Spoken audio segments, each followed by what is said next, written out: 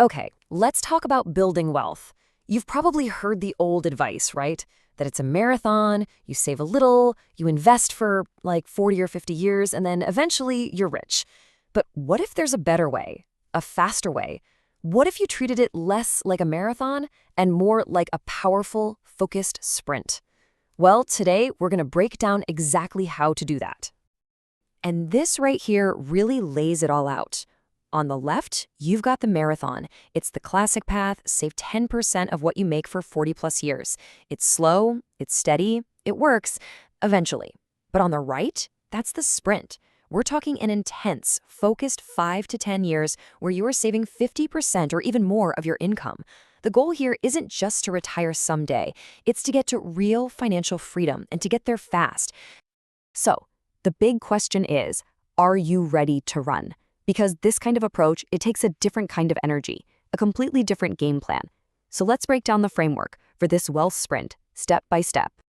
First things first, and honestly, this is the most crucial part of the whole thing. You have to train your mindset. You just can't sprint if your mind is still thinking like a slow jogger. When it comes to money, how you behave is so much more important than how much you know from a textbook. You know, this idea isn't new. It goes back almost 100 years to Napoleon Hill's classic book, Think and Grow Rich. And the main idea is simple. Your beliefs create your reality. You have to start by telling yourself, with a belief that is just unshakable, that you can do this.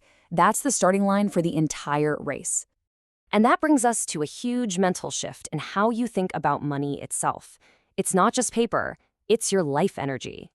Every single dollar you earn is a piece of your life that you traded for it. So every time you buy something, you're not just spending money. You're spending the hours, the minutes, the energy it took to get that money. Is that new phone really worth 40 hours of your life? When you think like that, everything changes. So to really sprint, you've got to make these specific shifts. First, set a real goal, a specific dollar amount with a hard deadline. Not, I want to be rich, but I will have X dollars by Y date. Second, stop judging money. It's not good or evil, it's just a tool. Third, your goal should be what's often called FU money. Enough cash saved up that you can walk away from a bad job, a bad situation, anything. To do that, you have to track every single dollar to see where your life energy is actually going. And finally, you have to really get this. The more stuff you own, the more it owns you back. Okay, so our mindset is trained. Now we need to fuel the sprint. You can't run fast without a powerful engine, right? And when it comes to your finances, that engine is your income. This right here is the core strategy.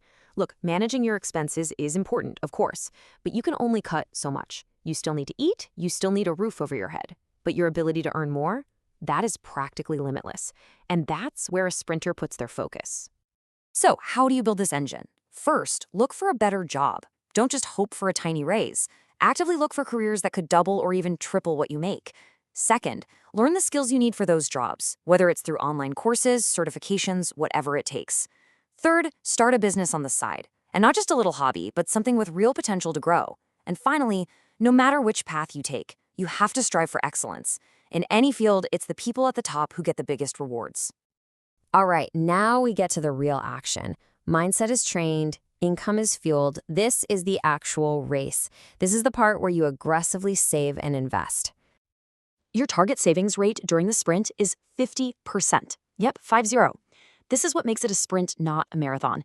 It's not about saving a little bit forever. It's about saving a huge amount for a short, defined time.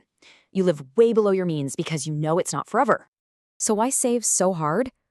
Because you want to unleash this incredible force of nature as fast as you can. Einstein supposedly called compound interest the eighth wonder of the world. It's the magic that lets your money start making more money, all by itself. Let's just watch how this works. A single $10,000 investment, earning a pretty average 8% return, turns into almost 15 grand in 5 years. Not bad. But look at what happens as time goes on. In 20 years, it's up to 47,000, and in 30 years, it's over $100,000 from that one single investment of 10 grand. The growth isn't a straight line. It's a curve that gets steeper and steeper. The longer your money works, the harder it works. And this is the whole point of the wealth sprint. You do the hard work to save that first $10,000. But you didn't have to work for the other $91,000. Your investments did that for you. That's real passive income. And that's the finish line we're sprinting towards.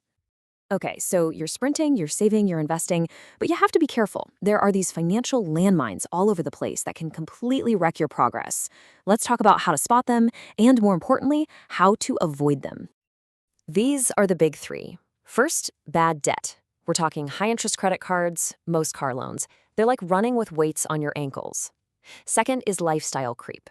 That's when you start earning more, so you start spending more. If your savings rate doesn't go up with your income, you're not sprinting, you're just jogging in place. And third, these so-called financial shortcuts. You know the ones, the schemes that are always too good to be true. Let's actually zoom in on one of these shortcuts that's gotten really popular online: velocity banking. It gets promoted as this super clever way to pay off loans faster, but when you actually do the math, it can end up costing you more money and totally sabotaging your sprint. So here's the basic pitch. People will tell you to take a loan with a low interest rate, like, say, a 2.5% car loan, and then pay it off by moving that debt over to a high interest line of credit that might be at 11%. The logic they use is really complicated, but the whole idea is just fundamentally broken.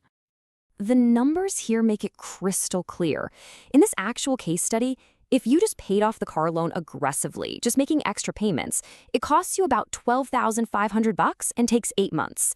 But using velocity banking, it takes the exact same 8 months and costs you over $12,800. That's $352 more. It's not a shortcut, it's just a more expensive detour.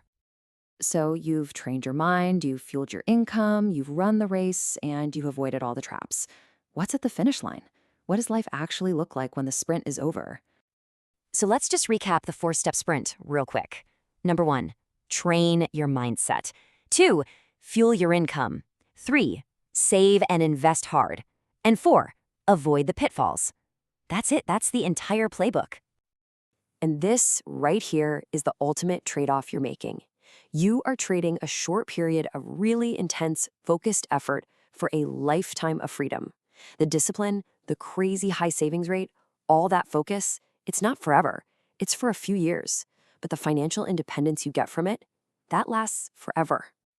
So, the final question is really for you. The person you could be in 5 or 10 years, the one who is financially free, who has the power to choose exactly how they spend their life energy, that person is waiting for you. The only real question is, will you start running towards them today?